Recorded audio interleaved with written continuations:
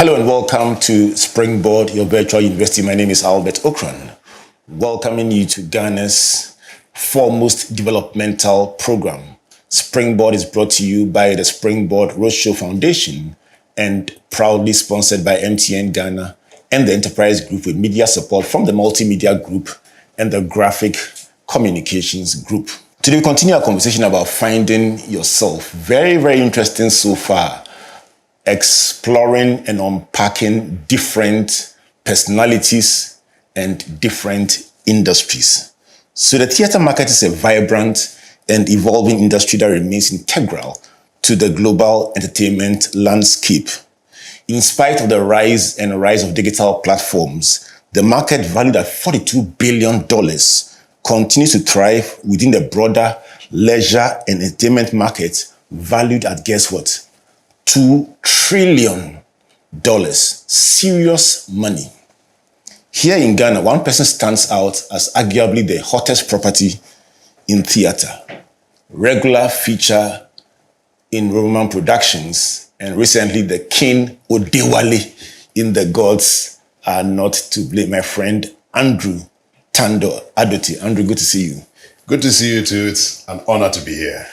It's an absolute blessing, and congrats for what you do or continue to do in theater. Thank you. Thank you. Do you love what you do?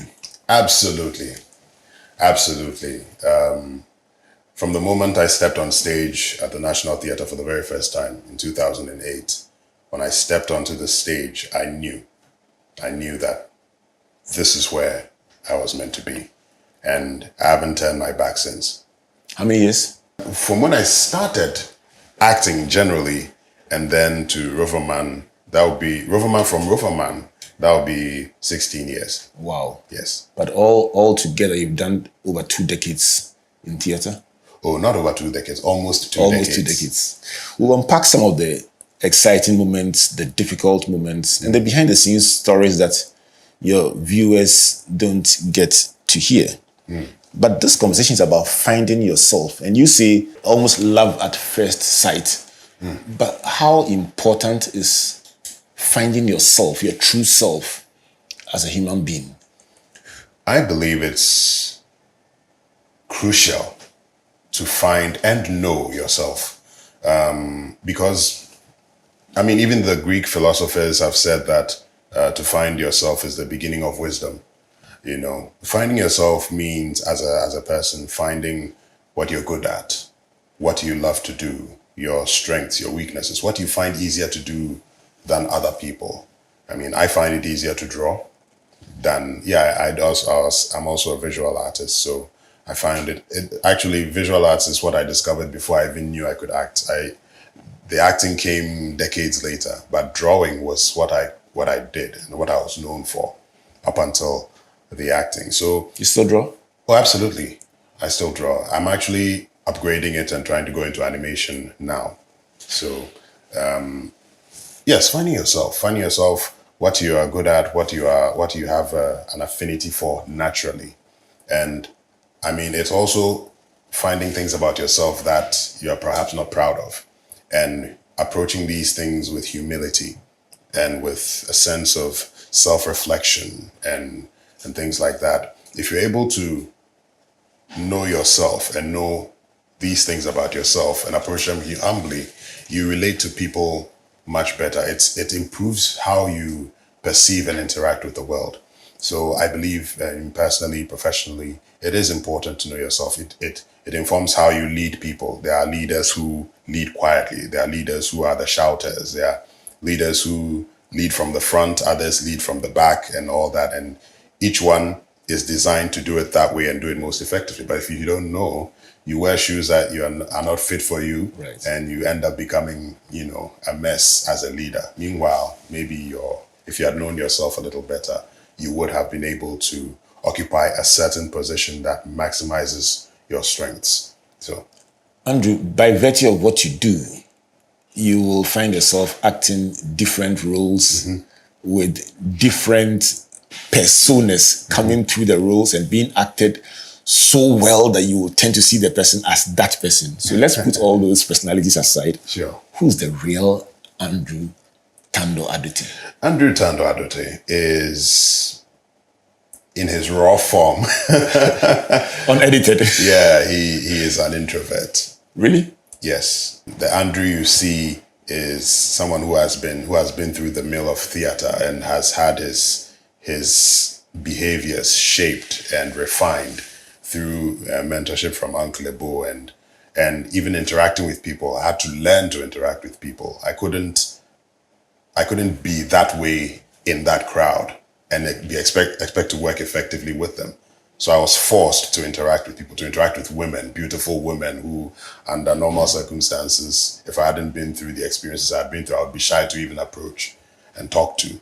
So the real Andrew is an introvert. The real Andrew is shy, is awkward, and is there's a bit of fear in him as well, and always questions whether there's something wrong with him because of these things. And yeah, that is the Andrew in his raw form. So the layers of experiences with people, theater and all that has helped me, see, because knowing yourself, I through reflection, I was able to see that this is who I am. This is the real me. And, I work on it every day. In fact, when I enter a new environment, I have to make a conscious effort to greet and smile. So it doesn't come naturally. No, it doesn't come naturally. So I come, oh, hello, how are you doing? Yeah, I hope you had a good day. Okay, yeah, hi. My name is Andrew. What's yours? Okay. Blah, blah, blah. But even with that, the problem is when I do that and I go and sit in a corner, I become the me again. So after a couple of interactions, people now approach me and say, you were really scary when I first met you. I said, oh, so that means all these years in Rovement I've been trying to improve. They say, hey, when I saw you, I was scared of you, the way you make your face. You're so serious. I said, oh, where are Anyway, we'll try and in my primary vocation as a pastor, when a person says they are an introvert or giving their real self, I remember the first time I heard Pastor Tabo say that, several people said, this can't be, that his natural self is quite reserved. But when he steps on the stage to minister, you see a different person. In preaching or in ministry, we'll call it the anointing. That's what comes upon you and makes you do what you do. Well, in theater, is there something like an anointing that comes on you when you step on stage that makes you overcome that natural introverted self? I think it's the closest description to that I can think of, because there's a certain, when I'm describing it to new performers, your heartbeat is like this, and then the curtain goes up and your heartbeat goes up and it stays like this all the way through to the end, and then it comes down and then you decompress and you begin to come to your normal self. So yeah, I wouldn't dispute that it is something like that comes over, especially if you are a born performer who feeds on the energy of the crowd and all that. Normally, I would either stay away from people or I would stay in a corner and observe people. I like observing people. So sometimes I'm happy to see people, but it doesn't show. Sometimes I'm elated to see some people, but it doesn't show. And if they are not on those terms with me, they wouldn't know. Those who know me, they know hey, Andrew, then they come and, but when they don't know me, they are watching you and they're watching, this guy, why is he like that? Why I say it's very interesting, because I remember going to a program. It was one of our activations, Springboard at Krobo Girls. Mm-hmm. And I'm sure she will smile when she hears this. Yabika was the MC. She was very unwell before the show. We were wondering, can you do this? Oh, no, don't worry. When the drum rolls, I'll be fine. We're like, no, let's see what we can do. Can we get somebody else? So we're managing her. Literally, within seconds, she jumps onto the stage, and this person that we were so concerned about is now with the students. They are literally, and I'm like, what? Yeah, and then when everything is over, then the person goes back to where they were before. Yeah. So you think it's like an anointing? I would describe it as a kind of anointing. Yes. Let's go back to where you began. Your first foray into this sector, was it sure? Was it unsure? Did you know what you were doing? What were you looking for? True. I like what was I looking for? Because there was just before I began to explore what exactly I wanted out of life, there was a period where I felt lost. And, these are times when I would sleep all day, wake up to eat, watch TV, or thankfully social media wasn't huge back then, thank God. So it was TV and then eating and sleeping. And that was my life for a long time. And it got so bad that I remember my older sister, Angela, would yell at me. She one day, got in my face, yelled at me that, what are you doing? You have so much potential. I don't have a quarter of what you have, and look what you're doing. Me, I'm doing my best with the little I have, and you have all this, and you are just. And I didn't know what she was talking about, So, but I was embarrassed that, But even then, still, I was still not moving. I got the opportunity to go on an exchange program in Malaysia, and then it was at the National Art Gallery in Malaysia, and it's a beautiful place. Standards are different and all that. For some reason, when I came back, I wanted to do something. So I had some experiences before I had gone to Malaysia. I had met Uncle Ebo White. At that time, I had approached him as an illustrator because I knew I could draw. So I approached, my art teacher sent me to his office. That's how I got to know Uncle Ebo. So all these years, fast forward after the journey, I came back. I remembered, there's this man who runs a magazine. I'll go and see him and see if I can draw for him. So I approached Uncle Ebo, and, I showed him samples of my drawings, and him, he doesn't show whether he's impressed or not. He just looked at them. Okay, your people, then he said I drew Caucasian, because I learned to draw from comics and stuff. He said, these are two Caucasian, draw me African looking people. So I went back home, did a few samples, brought them again. And he was like, okay, all right, these are good. How much should you charge? I've forgotten how much. I think I was shivering to charge money. So the first person to pay me for drawing, I was so excited. Wow. I was so excited to have earned money for drawing. That was my first time. I was like, wow, I've made money from drawing. Wow. So that went on for a while until then he was starting with me, and he said, what else do you do apart from drawing? Yeah. At that time, I joined a theater group for a couple of years up until then. That's when we were doing The Gods Are Not to Blame then. So I said, I'm part of a theater group. It's now defunct, but it was called the Fihankra Playhouse Drama Group. They met at the Art Center. So that was the drawing side. Then for the acting, also when I came back from Malaysia, because I decided that I was going to exploit all the little potentials I have. The sister's trigger. So yes. The anger. So for the drawing part, I went to see Uncle Ebo. And then for the acting part, I also decided I'll go. I had heard a radio ad that you pay a certain amount and they'll give you a crash course in acting. So I was looking for that place, and I came to the National Theatre and saw one of our veteran actors. I said, oh, sir, this is what I heard on the radio. What do you think? He said, oh, forget those people. Go to the art center and join the theater group. I said, really? He said, yeah. So National Theatre, I just walked from there to the art center. Then I saw a lady sitting there. I said, please, is this where the theater people... He said, oh, yeah. As a matter of fact, I'm part of a theater group. You can wait with me, and then when the rest of the members come, you can join us. I said, okay. So I waited with her around 6. The rest of the members came, and then I introduced myself that I want to act, so I have come. And at that time, they were rehearsing The Gods Are Not to Blame. You're joking. Yes. So that is how my journey started. And then, so when I was with the theater group for some time... Did you ever act it? No, during rehearsals, I did. But and I felt a massive rush. So I was eager to have a chance. What role were you acting? I was the understudy for Dewale, but officially, I was one of the elders, the chiefs. So one day, the lead actor for Dewale couldn't come. And then he said, okay, Andrew, go and do it. And I did it. And I was like, adrenaline. Yeah. I was like, hey, I think that was the first time I felt like, this thing, I'm good at it. This thing, I can do it. That was the first time I felt in my body that, no, this thing, but I can do something. So I was eager to show to my family back then, this my version of Odewale. But the opportunity never came. We performed it family came to watch, but I was one of the eldest, and then that was it. So when I came back, But you eventually acted Odewale. yeah, about 17 years later. Right. 17 years later, I remember it pained me a lot back then that I couldn't really play Odewale. It pained me. The pain lasted for about, over time I forgot all about it. Then I get a text message from George Quay and Ashoko that, oh, we want you to, are you free? Do you want to be? I said, yeah, sure. What is it? He said, what place? He said, the gods are not to blame.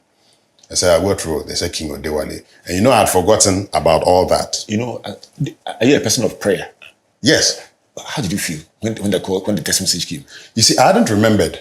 I had don't tell forgotten me. that. Yes, I had forgotten about that issue. It wasn't until I went to the theater to do the table read. I began reading this. So I was like, know the script. I remember this. I said, Then all the memories came flooding back. Oh, my I was goodness. like, wow, this thing. It's divine. I'm going to show. No, it wasn't like, I didn't approach it that way. My mind was, I am going to kill this role. So that's where the energy came from. That's where the energy came from, because I had been wanting to play this role. Because to put it in perspective, I'd wanted to play the role then. It didn't happen. Between then and now, all these experiences have happened that have grown me literally as a performer. All the experiences, all the characters I had played had prepared me for this. So I watched you in Odewale, and I think I've seen you several times in different roles, in different locations. There was something about the Odewale role. I now understand it. Yes. So I felt what I told myself, God has prepared me for this. God, this thing, it can only be, I've had over a decade of preparing to play this role. I better do something. Wow. So the energy was different. I can tell. The energy and the passion was different. I said, this thing, I'm going to kill it. So that's how it came about. That's how come you saw that level of passion in the performance. Recently, in a conversation or in a program with legal practitioner David Okosu-Dote, he made a statement that what people call their talent is often not their talent. It's an expression of their real talent. So his argument is that you will see acting, but really what is in you is creativity that could manifest in one time as acting, also as illustrator or animator, and now you're thinking writer. Yes. And there is a verse I would like to read that explains it. Genesis 2 verse 10, it says, now a river went out of Eden to water the garden, and from there it parted and became 4 riverheads or 4 streams. That is the foundational verse to explain multiple streams of income. So technically, what we are saying is that today it could be acting, illustration, writing, animation. Yes, and then they feed In the into next each 5 other. years, yes, in the next 5 years, it could be another aspect you've not considered, and yet still the main river remains creativity. Creativity, yes. So who knows? Maybe in the next 5 years, we'll be talking about something else you are doing. That Directing. who knows? Yeah, definitely. Directing is on the horizon somewhere. How difficult is it to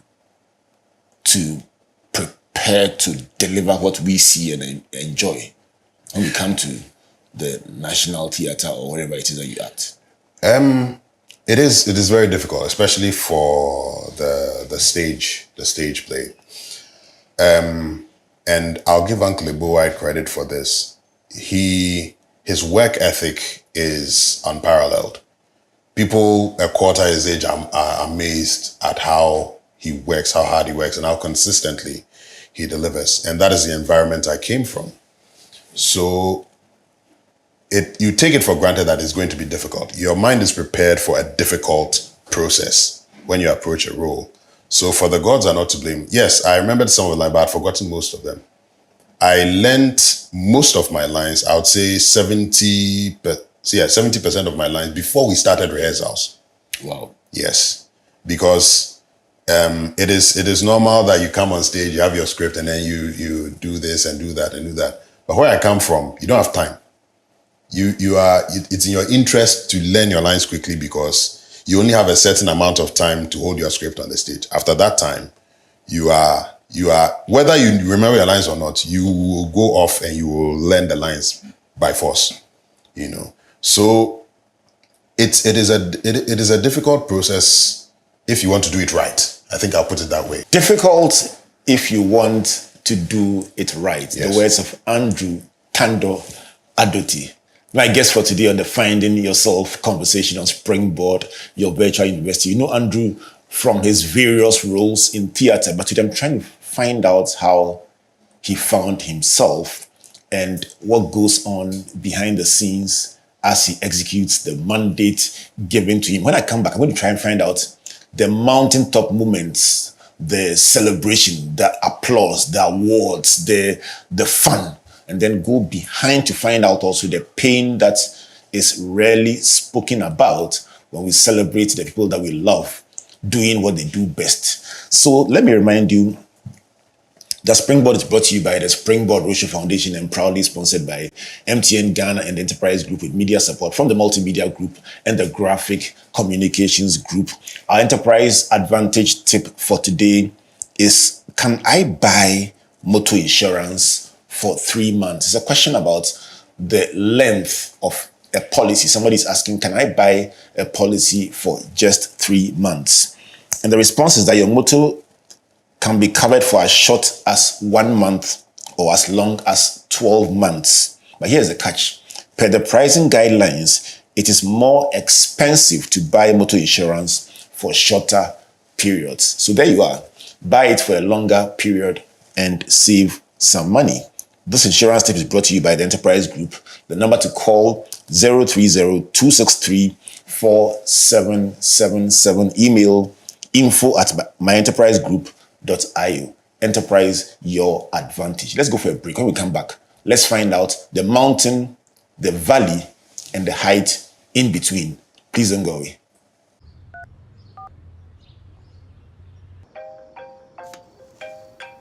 Hello? Bye. Well, everybody's heard about the bird.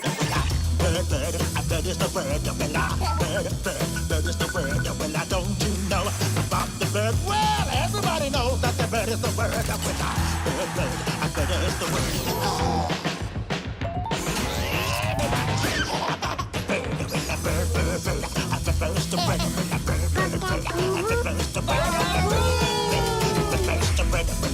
To consider the implications.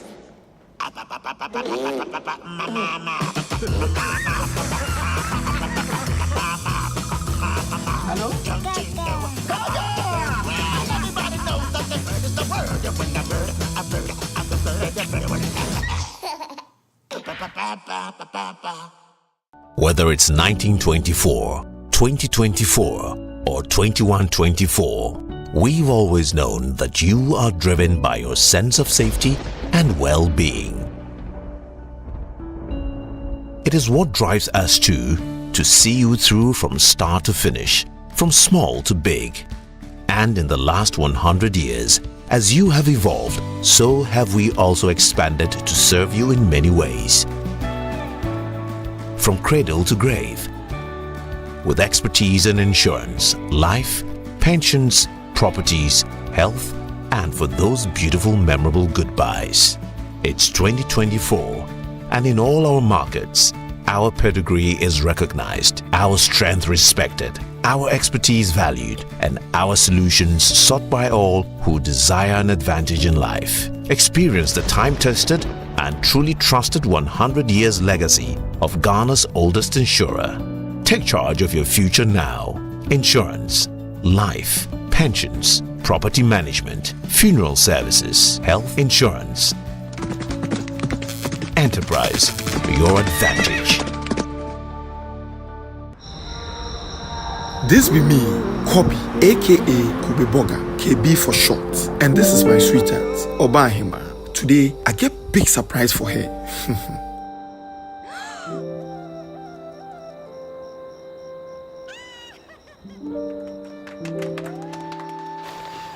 Charlie, gone are the days I couldn't spoil my girl. Now I'm engaged to the woman of my dreams. Don't just look at my success. To get here, I had to follow the process. out of nowhere, I lost my job. But I believe in humble beginnings. I got an idea that I knew I could grow. I started from a small setup, then invested in growing my own coconuts. I then grew my product lines. Now, I sell to many supermarkets in the country. Fellow young Ghanaians, trust the process and keep hope alive. Take advantage of agribusiness through the Ghana Grows program. Ghana Grows, Hope Day. Welcome back to Springboard, your virtual university, and to this incredible conversation about finding yourself with Andrew Tandoh-Adote, actor, sharing with us his perspectives on how critical it is to find yourself in this journey we all call life. Let me just remind you, if you are a young person exploring your opportunities and trying to find yourself, that don't leave out the agriculture, agribusiness, and ATVET sectors. Find out what is going on and how you can navigate yourself to find decent and fulfilling work in agriculture, agribusiness, and ATVET by calling the Ghana Grows call center on 030-8255-775. 030-8255-775. Call or WhatsApp this number for tips and ideas about opportunities in agriculture, technical, and the vocational sectors. So Springboard is brought to you by the Springboard Roadshow Foundation and proudly sponsored by MTN Ghana and the Enterprise Group with media support from the Multimedia Group and our friends at The Graphic. In my earlier conversation with Andrew, he was telling me about how he danced between illustration and acting, aroused by the shout of his sister who said, do something with your life. You have so much in your hands you are not using. Now we've worked our way to the Odewale of 17 years ago and the Odewale of today. In between, we've seen the mentorship of Uncle James Ibohwa, somebody that we hold very dear here at Springboard. So Andrew, back to you. Let's talk about the mountaintop. Those times when the applause is loudest, or you finish a great show and all the reviews are about you, people want to take pictures with you. How does it feel when your work is celebrated? It feels great. You feel validated.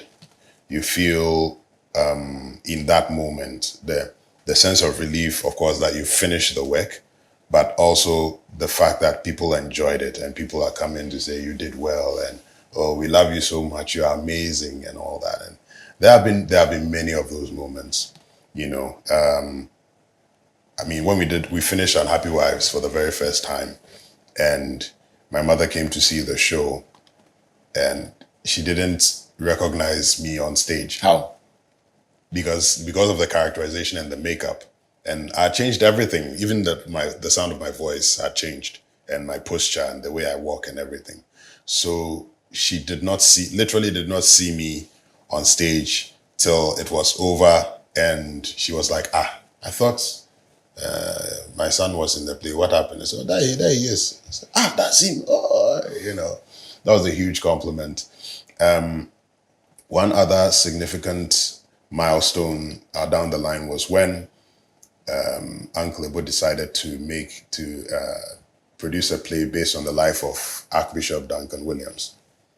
And we went to the play, we went to see him and all that. It was nice. And I didn't know where it was going, because if comparatively, we are very different. The Archbishop and I are very different in every way. So I didn't expect to get the role of the Archbishop. So I'm sitting there and Uncle Ibo tells me, so you are playing the Archbishop. I said, Uncle, I don't look anything like him. He said, yeah, I know, but you are playing him. I said, okay. And I'd worked with him long enough to have faith in him when he says, do something.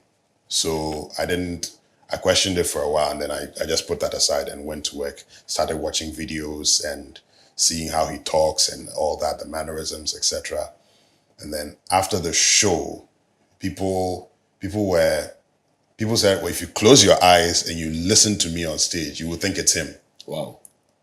And that was one serious. Did you get his personal top? Yeah, he came and said hello to us, and he said, wow, we made him emotional, and the story was so close to home.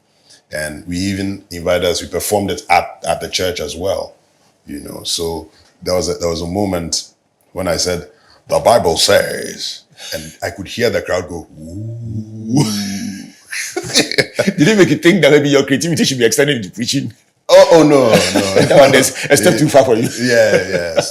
So that was one mountain. Those are one of the mountains. There have been many. Let's go to the valley. I mean, there's several times when you tell maybe young actors coming up about the mountain top, they are like, "Charlie, you are lucky." But let's go to the moments when you felt, is this really for me? I mean, where you almost feel dishonored or disrespected in doing what you do. There's one compliment that Ghanaians shower on me when they see me a lot. They say, "What are you doing here? You should be in Hollywood."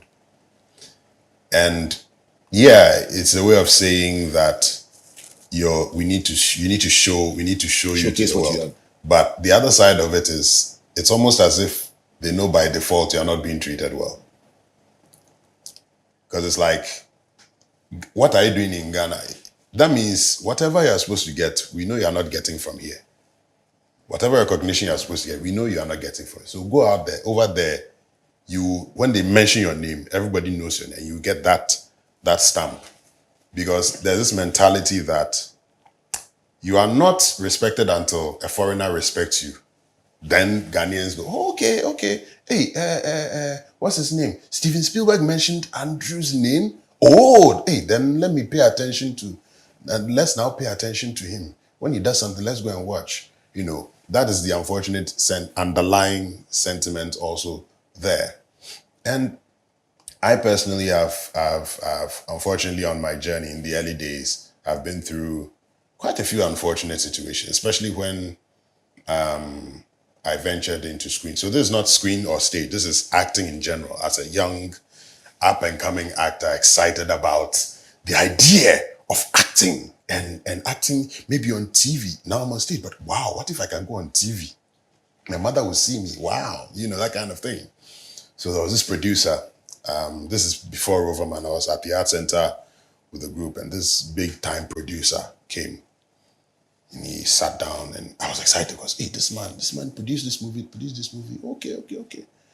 He came to sit down, and he's like, oh, he's shooting a pilot for a talk show, and he needs a studio audience of actors to just fill the seats and make it look like, it's a live talk show. And, the way he spoke, if he had said, we are not paying you to do this. This is just, if you want exposure, you can. He didn't. If he had said that, I would have said, I would have loved to, but I won't go. But he didn't say that. And he didn't say they'll pay you that. He was like, oh, so when you come, we'll make it worth your while. You'll be sorted. I said, okay. And he said, we want you to show up at TV3 at 6 a.m. I said, okay. So myself and a friend of mine, Selassie, the two of us went there. 6 a.m. we were there waiting. At 9 a.m., the guy hadn't showed up. And my friend was like, you know what, Charlie, I have to go. So he left. And I was like, okay, I'll just give him 30 more minutes. 30 minutes passed. I said, okay, maybe in the next hour. He didn't come. The man and his team showed up at 5:30 p.m. 11 hours later. Yes, showed up at 5:30 p.m. And when he showed up with his team, they drove in. I remember very well, they drove in with their crew and things and went into the studio to start setting up. No apology, no explanation, nothing. Okay. Started shooting at 8 p.m. We finished at midnight. Like 7, 8, finished at midnight. At midnight, this producer comes to sit in front of us when he sits down. And he thanks us from the bottom of his heart. He really appreciates what we've done, blah, blah, blah. And then he says, on your way out, you see some of the flowers we used to decorate the set. As a token of my appreciation to you, you can pick one and then see yourself out. This was my first introduction to what we call the industry. This was my introduction. How did you feel? What did you see? I was dumbfounded. I didn't know what to think. First, you've wasted the whole day, and now, so I'm not even getting anything for this is literally the whole day wasted. So I'm not getting anything, And I didn't know, should I go and confront him? Should I just, and I realized people were just leaving. I said,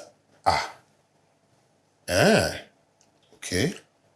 So I went to take the flower and I found my way home. I was in Tema. This is TV3. I lived in Tema. Kanda to Tema. Tema. And it was midnight. Found my way home and I sat down and I thought for a while. I looked at the flower and I told myself, okay, one day I'll become a very important person by God's grace. If anybody makes the mistake of asking me what I went through to get where I am, I will tell this story and I'll mention the producer's name and thank him on that platform. Is it this one? If you want it to be this one, I'll mention it. But you have become a big person and God has blessed you. And you're on the platform. God has blessed me. I don't have a problem. No, but it's a learning process, so we want to know. Oh, yeah. I want to thank Mr. Rojakote. And I really appreciate that teaching moment he gave me back then about the industry. What did he do to you? Yeah, he was the producer. What did that do to you? It was like a slap in the face. A slap to reality. Because all the stars in my eyes when I saw him disappeared. And I realized that no. And the way people were leaving, I realized it was like, aren't they going to say anything? People were leaving, So that means, is this normal? Oh, so when you are coming in, this is how you get treated? I see. So this is the industry. All right. So and I went through another experience like that later. So it made you reorient yourself about the industry. There was no way I was giving up on acting, but at least now I knew what to expect. In terms of the economics of it. In terms of attitude to the work. In terms of behavior towards, let me tell you the second experience. I was asked to be part of a TV series. I had begun to make a name for myself a little in Roverman. So I was invited to be part of a TV series. They said I should show up. The base campus, National Theatre, I should show up there at 6 a.m. Toronto, I showed up at 6 a.m. And then I'm sitting there, and then the team shows up around 8. I didn't say anything. At this point, I knew Sansubaino is around. So I was the first on set. They are setting up. Then I realized that, I'll be there, and then one of the stars would drive in. Then they'll quickly organize, shoot the scene for the star, and then the star will leave, and I'll be sitting there. And then they'll go to another location. I'm thinking they're going to shoot my scene now, only for us to realize that they are going to set up there to shoot a scene for another star who just drove in. So they shot the person's scene. This happened like 3 times. Did you drive in? That did you drive in? That time I wasn't driving. That was your offense. Yes. So around 5:30 p.m., they said, "Oh, we've lost daylight," and they realized I'm still sitting there. Then the director comes to me. "Oh, Charlie, sorry," and shakes my hand. "Charlie, this is how it is. So sorry. This is how it is." And I was like, "Wow, another one." Were you angry, bitter, disappointed? I was confused? angry. I was angry that it had happened to me again. Even after all these years. This because between that first time was before Roverman. This was fresh, excited, young, and then a few years into Roverman, this thing is happening to me again because I'm not the star yet. So I went home and I WhatsApped the producer who asked me to be part of the series. This was a pilot they were shooting to go and use to look for money to. So I WhatsApped him and told him I'm very disappointed in what happened. I was here at this time. I was expecting to shoot. This happened. I'm not happy at all. I'm very disappointed. He sent me a voice note, angry at me for complaining. And it was like, please, this is not Uncle Ebo, Roverman, that you people do things there. This is in this system, things happen. And you need to be, even in Nigeria, this happens there. You know, basically telling me that, it's everywhere. So what is your problem? You know, you need to check that attitude of yours, you know, so blah, blah, blah. I hadn't finished shooting. So what I told myself was, okay, what I've committed to do for the peanuts that they gave me, I'll do it. But after that, I'm done with these people. So I swallowed my anger, went on set the next day. We shot, finished everything. And then a year or so later, I think they had gone to finally secure the sponsorship. They call me back. That guy calls me back and says, yeah, so now we'd like you to be part, because we started shooting. We'd like you to be part. I said, no, I won't be able to do it. Oh, why? Come then. I said, no. And this was a big headache for them, because now they have to recast and reshoot the episodes they shot, you know, because it's a new person.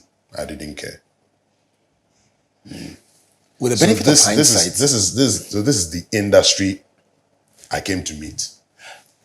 with the benefit of hindsight, what did that do to you in terms of your work ethic, your determination to rise? What did it do to you? It was hurtful, but frankly, I knew I wanted to do this. I knew I wanted to be good at it. I knew I wanted more people to see me. Beyond that, I hadn't solidified a trajectory. All I knew is I had found something I loved doing, and I'm doing it as best as I can. That was where I was at that time.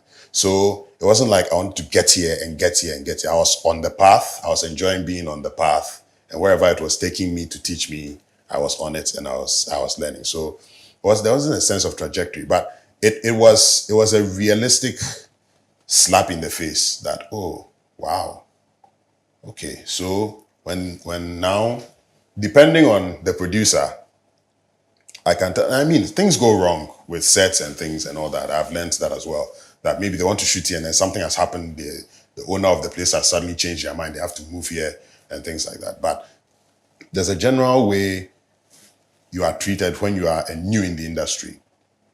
There are people who I've spoken with actors who have shared the same horror stories just because they are new. Sometimes it's almost as if they waste your time on purpose because they see it as some kind of initiation or something. I don't know, but it's like, oh, come on set at 4, at 5, or at 9 a.m.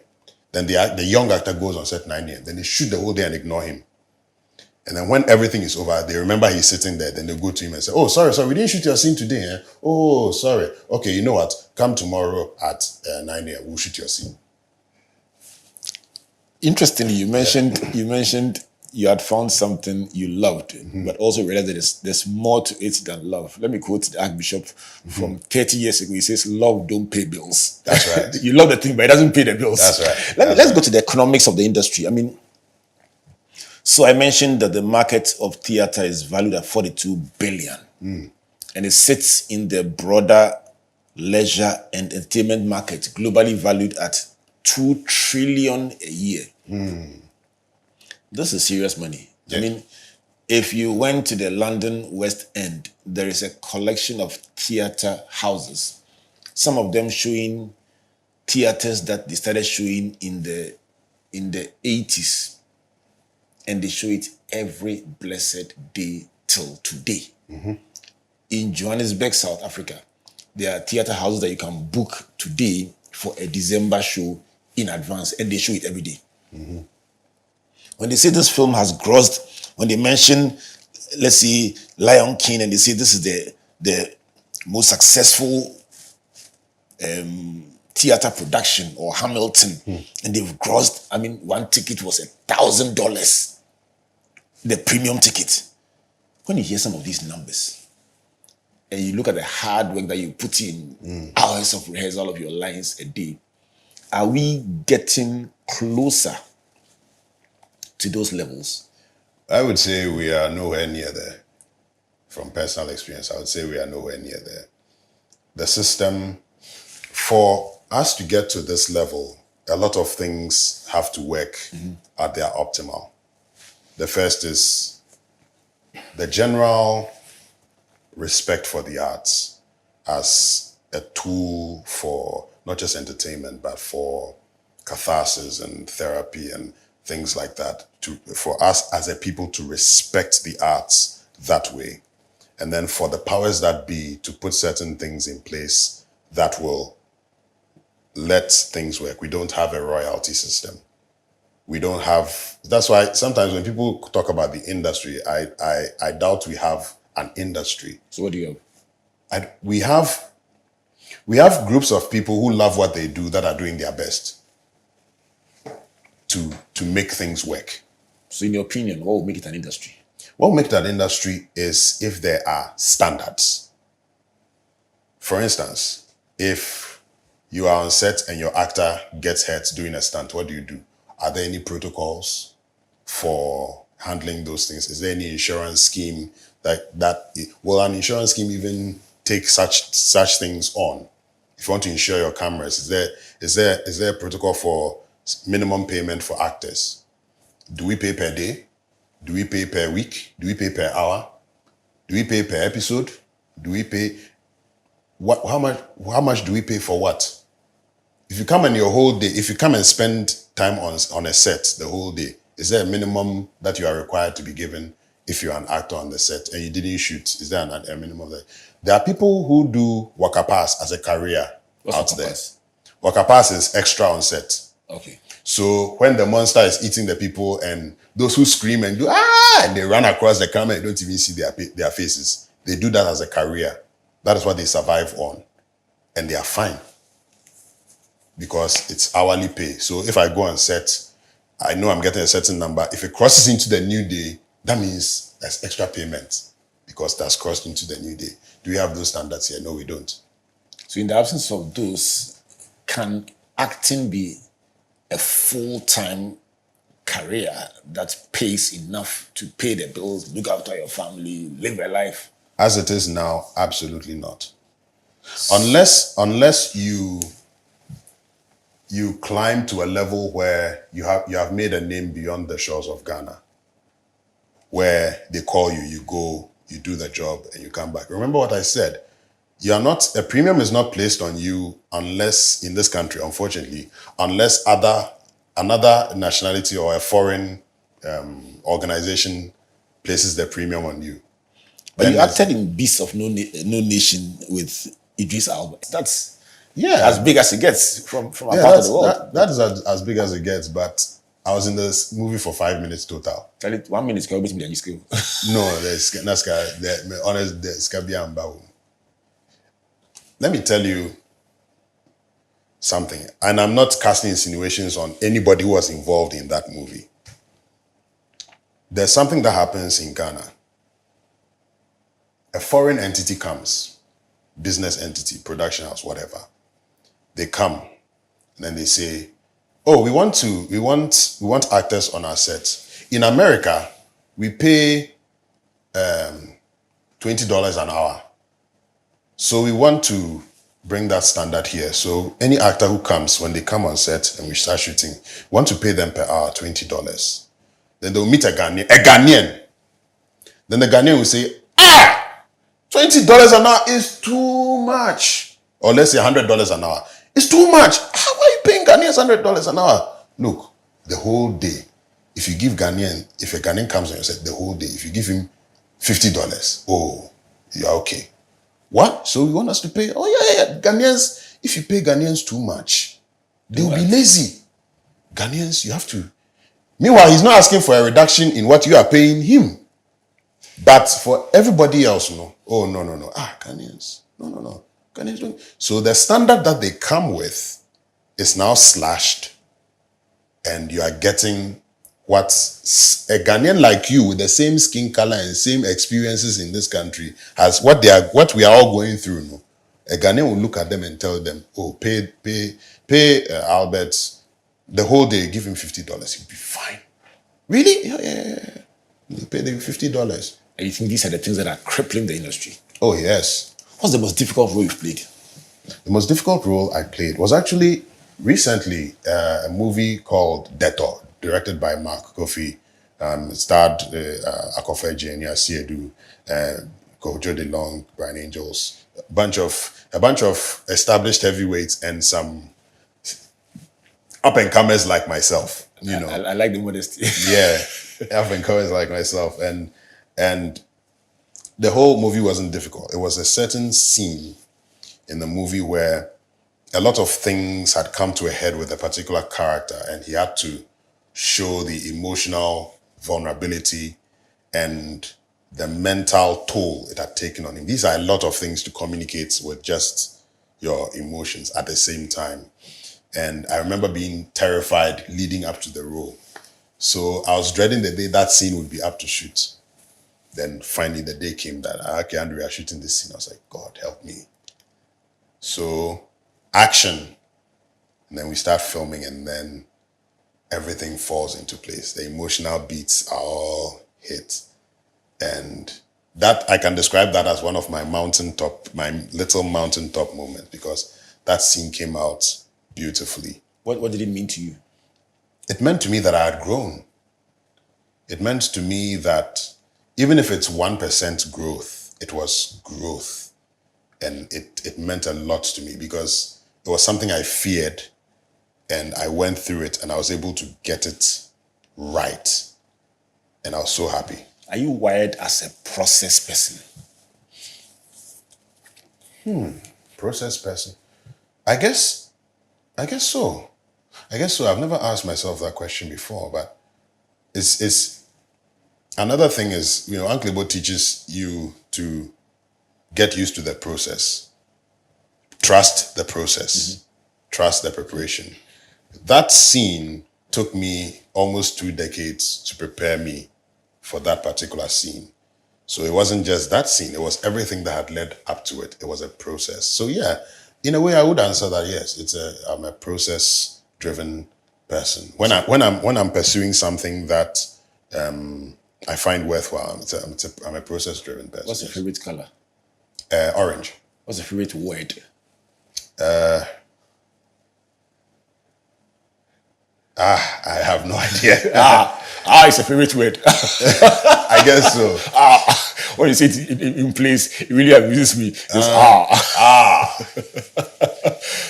That's why I do that when I'm trying to organize my mind and see what I have to say next. Okay. It's a speech filler. Yes. I see. Yes. Now, next time I see you on stage, I know what you're trying to do. Doing that, yes. What's your favorite sport? Sport. I like martial arts as a Do you sport. actually do it? Let's say I've dabbled in it. I'm trying to get back to it. My life was, towards sometime last year, my life quieted down a bit. And I got in touch with my instructor, Max Lee, a long time. He instructed me years ago. So I got back in touch and I said, Charlie, I think I can do it. He said, okay, fine. Then we started. And you think you are fit until a martial artist trains you. Then you know that you have the thing that they call fit is a galaxy away from you. And it was a good process. I enjoyed it. But, things started back up again. By God's grace, started getting some acting work to do, and then it went back down. But it's always at the back of my mind. So You've thanked the number of people who have helped you on this journey. Before you sign off, you've mentioned Ebo White in particular for his mentorship. So let me take you away from Uncle Ebo. Sure. Thinking back in a flash, one person you want to say a big thank you to? In a flash. If you My big brother, Abraham. Why? When I decided I wanted to do acting, I told my family, and they were like, okay. Well, with the exception of my dad wanted me to go into engineering and pharmacy and all these. These are dads. These are dads, yes. But unfortunately, he fell ill around the time I decided to go into. So I never really heard his voice on the matter, because he was totally incapacitated when it comes to those things. But when I decided to go into acting, I told my mom, I was like, okay. I told my big brother, Abraham, and he was like, okay, no problem. If you've said you want to do it, no problem. And he paid for my transportation from Tema to the art center every day for a couple of years. He gave me weekly transport for me to go to art center, rehearse, come back, and I would go in the afternoon, come back late in the evening, and all that. And he just did that, no questions asked. He never came to the point where he said, this thing that I've been paying for all this while, where is it going? He never said anything like that. And so in a flash, he's the number one person. I paid homage to him in one of the performances of The Gods Are Not to Blame today, because that was the play I was rehearsing for all those years ago. So after one of the shows, I took the mic and told everybody that this man paid for my transportation, no questions asked. He never reached a point where he wanted to see. No. He just, anytime I asked him for money, he would give. Abraham Adote. Charlie, may God give you an Abraham in your life who, in your moments of uncertainty, will shepherd you until your vision becomes a reality. This has been an enthralling conversation with if you just joined us along the line, with Andrew Tandoh-Adote, actor very well known across this country for his excellent work in a number of productions. And he's been helping us to unpack Finding Yourself, very priceless nuggets. Let's continue this big conversation on social media. Which of the points he's canvassed really touched you? Was it about the 17-year wait between the almost became and the reality? Was it the anointing or the energy that makes you say, now that I have it, let me push it? Or was it that moment when you say, listen, because I didn't drive in, I didn't even get to audition? Which of these thoughts really caught your attention? Let's continue this conversation on social media as we debate what it takes to find yourself. And before we go, Andrew, look into this camera and talk to somebody who is at that place where nobody knows you, and give them some vim, some morale that they will find their place and become somebody. I don't know if what I have to say will give you vim for this. If you're watching this and you've decided you want to be a performer, I think the realistic thing to say is that the road ahead of you is very long. You may have to dedicate at least 10 to 15 years to this for you to have and to make a name for yourself and have the expertise and the skill that goes with the name. And along these 10 to 15 years, you may be cheated, your time may be wasted, you may be insulted, you will go through moments that make you question if this is all worth it. But if it is in your heart and it calls to your spirit every day, then it is something you really must give expression to as a gift as your gift to the world. So I would say, in all those things, if you stick to it, by all means, someone will see you. By all means, you will get an opportunity. I turned down Beasts of No Nation twice. But it got to the director himself calling to say, I want this guy in this movie no matter what. And I was only in the movie for 5 minutes. Why? Because I had stuck to what I wanted to do. I stuck to the process. I trusted the process. And then when it came time for me to audition, I didn't do much, but they could tell that this is the person they wanted. So all the best. Keep praying, pray about it, and may God be with you. Beautifully articulated by Andrew Tandoh-Adote. Andrew, thank you so much for coming. My pleasure. And I will be tracking this story, and I hope we can come back into studio again and reflect on the next stage of the process. Yes. As definitely. we trust the process. Definitely. And our regards to the Archbishop. And we see you next time. This has been a beautiful conversation with Andrew Tandoh-Adote, actor, helping us to unpack the story of his life. My name is Albert Ocran, saying thank you on behalf of the Springboard Roadshow Foundation and our sponsors, MTN Ghana and Enterprise Group, and our media partners, the Multimedia Group and the Graphic Communications Group.